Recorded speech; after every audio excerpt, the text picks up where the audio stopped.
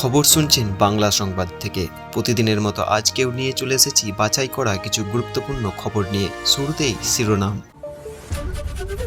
হালতার পুনর্নির্বাচনে সকাল 11টা পর্যন্ত ভোট পড়ল 42%। লড়াই নেই পুষ্পা, ফাঁকা মাঠে গোল বিজেপির। পশু জবাই নিয়ে রাজ্যের নির্দেশিকাকে চ্যালেঞ্জ করে হাইকোর্টে তৃণমূল। ঈদ সামনে রেখে বেশ কিছু ছাড়ের আর্জি। কলকাতায় বৃষ্টি 60 কিমি বেগে ঝোড়ো হতে পারে দক্ষিণ 4 জেলায়। বজ্রপাত ও বৃষ্টির পূর্বাভাস অন্যান্য রাজ্যে। খুন হয়ে যেতে পারি অস্ত্র নিয়ে অচেনা লোক ঘোরাঘুরি করছে, আশঙ্কা ভাঙড়ের। কাইজারে চাইলেন পুলিশ নিরাপত্তা।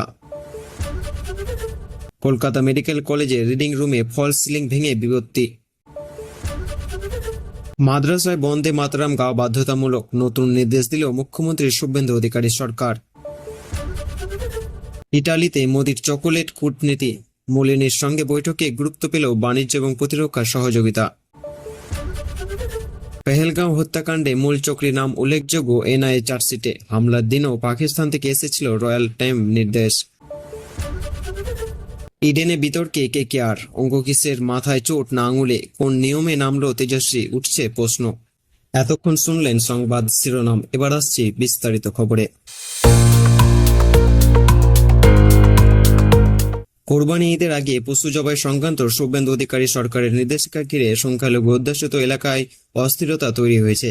এই প্রেক্ষিতে কংগ্রেসের অধীর চৌধুরী থেকে আইএসএফ চেয়ারম্যান তথা বিধায়ক নওশাদ সিদ্দিকী মুখ্যমন্ত্রীর কাছে আবেদন জানিয়েছিলেন যে এবারে হাইকোর্টে দায়ের হলো জনস্বার্থ মামলা। তার মধ্যে একটি মামলা দায়ের করেছে তৃণমূল বিধায়ক আখরুজ্জামান। রঘুনাথগঞ্জে তৃণমূল বিধায়কের আবেদন, গত 13ই মে রাজ্যে জারি করা নির্দেশ কিছু ছাড় দেওয়া হোক। ওই সংক্রান্ত আরও কিছু মামলা হয়েছে। বুধবার হাইকোর্টে প্রধান বিচারপতি সুজয় পাল এবং বিচারপতি পার্থসারথী সেনের ডিভিশন বেঞ্চ জানিয়েছে একই বিষয়ে একাধিক জনস্বার্থ মামলা দায়ের হয়েছে। বৃহস্পতিবার সেগুলোর একসঙ্গে শুনানি হবে। পশ্চিমবঙ্গে ক্ষমতা আসার পর বিজেপি সরকার পশু হত্যা সংক্রান্ত আইন কার্যকর করেছে। 1950 সালে প্রাণী সম্পদ আইন অনুযায়ী কয়েক নিয়ম বলবৎ করা হয়েছে। নির্দেশ অনুযায়ী প্রশাসনের অনুমোদন ছাড়া গবাদি পশু হত্যা করা যাবে না। 14 বছর বয়স হয়নি এমন গবাদি পশুকে জবাই করা যাবে না। তাছাড়া মাংস কাটার ক্ষেত্রে সংশ্লিষ্ট স্থানীয় কর্তৃপক্ষ কিংবা পশ্চিমবঙ্গের প্রাণী সম্পদ দপ্তরের লিখিত অনুমতি প্রয়োজন।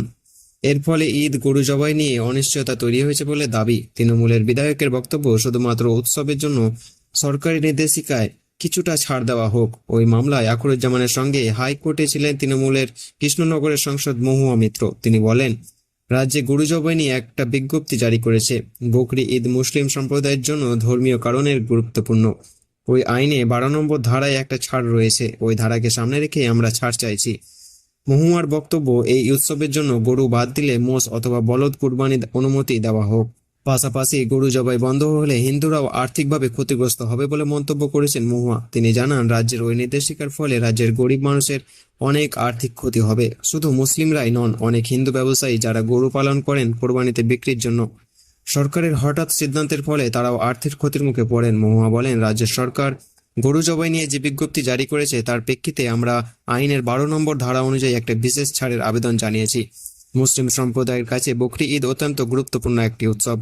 ওই আইনের ধারাতে ছাড়ের অনুমতি দেওয়া হয়েছে। আমরা আর্জি জানিয়েছি উৎসবের দিনগুলিতে গরুকে বাদ দিয়ে অন্তত মোষ বা বলদ কোরবানির ক্ষেত্রে যেন এবারের মতো অনুমতি দেওয়া হয়। 1 জুন থেকে রাজ্যে চালু হতে চলেছে নতুন অন্নপূর্ণা যোজনা প্রকল্প।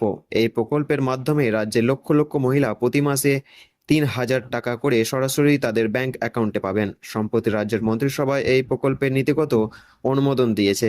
এরপর অর্থ দপ্তর বিস্তারিত নির্দেশিকা প্রকাশ করেছে। জানা গিয়েছে, আগামী 1 জুন থেকে এই প্রকল্পের জন্য অনলাইন পোর্টাল খুলে যাবে, সেখানে আবেদন করতে পারবে।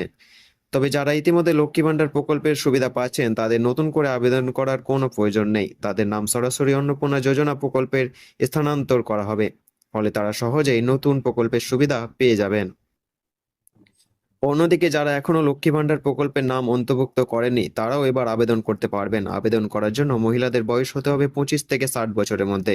আবেদন জমা পড়ার পর সরকারি স্তরে সেই তথ্য যাচাই করা হবে। গ্রামীণ এলাকায় আবেদন যাচাইয়ের দায়িত্ব থাকবে বিডিও অফিসারের উপর। শহর অঞ্চলে সে দায়িত্ব পালন করবেন মহকুমা শাসক এবং এসডিও।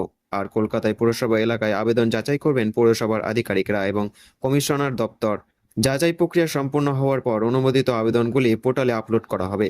তথ্য সঠিক হলে আবেদনকারীদের ব্যাংকে অ্যাকাউন্টে সরাসরি টাকা পাঠানো হবে।